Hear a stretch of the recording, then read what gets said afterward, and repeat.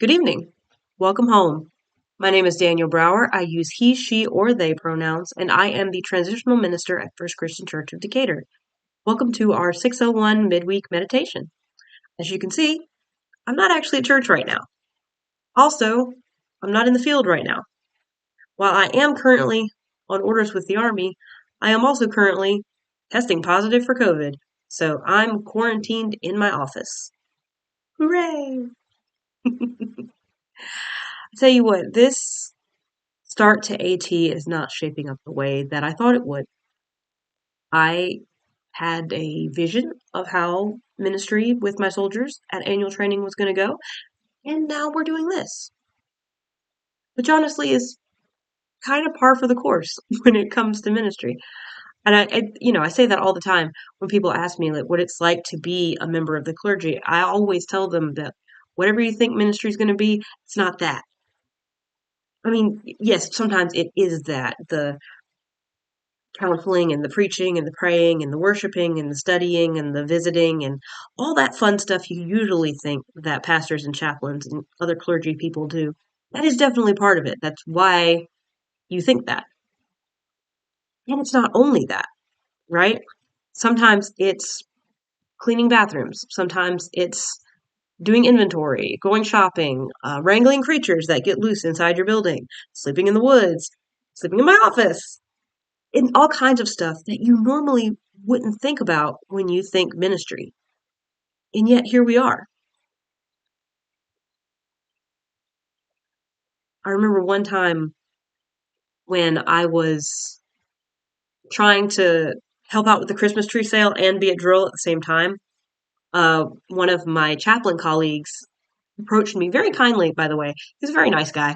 And he was like, the pastor's job is to preach and teach, not do all this other stuff that you do. Have you studied Acts? And before you think I'm dunking on him, too bad. I do love him very much. I love this guy. He's great. And also, dude, how can you possibly think that ministry is just one thing? A life lived in faith looks like so many different things. God shows up everywhere and in all things. And you think the only thing I'm supposed to do with that is stand in the pulpit? Girl.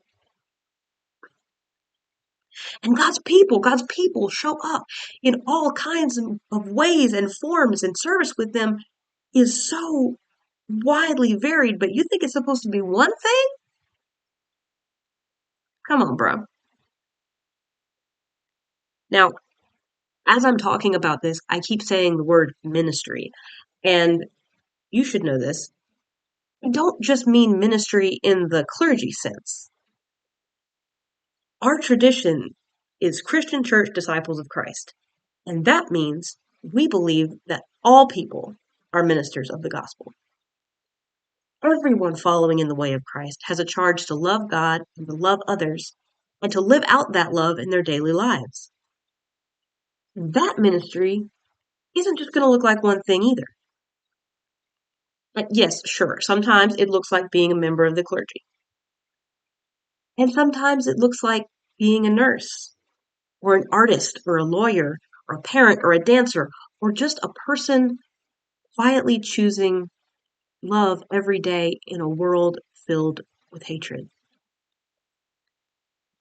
And most of the time, it's not going to be glam. I can't talk. It's not. See, right now, this is not particularly glamorous. It's not particularly cool. I'm not going to go viral. I wouldn't even say that we're having fun right now.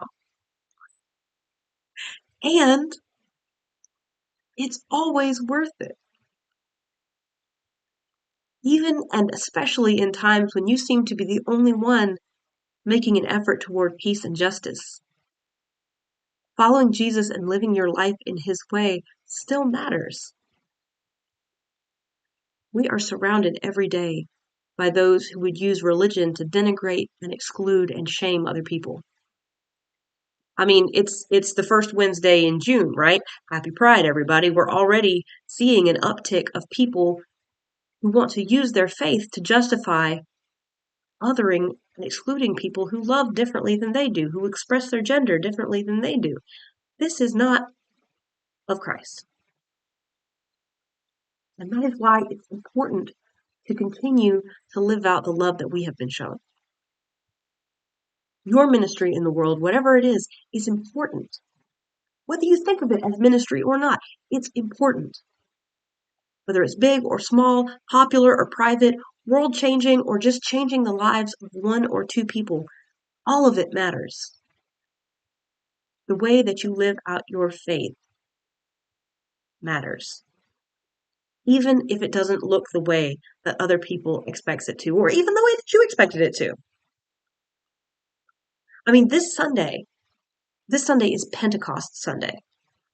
And it's probably one of the biggest examples of God showing up in unexpected ways through unexpected people. On the day of Pentecost, the Spirit came down on everyone that was there, and everyone started speaking in tongues. And I promise you, most of the people that came to that thing did not expect that to happen when they got up that morning. And yet, the Spirit of God was among them. The Spirit of God still fell on them and influenced them. And the way that they responded to that Spirit has made a difference in people's lives for generations since. Pray that all of us have the same courage and grace to follow the leading of the Spirit wherever, whenever, and however we are asked to show up in this world. It might be something really public and grandiose where you get to be on TV or the news or go viral on TikTok. And then again, it might just be sitting in an office talking to Facebook Live. Any way it goes, the Spirit of God is on all of us to serve God and one another through love, mercy, and justice.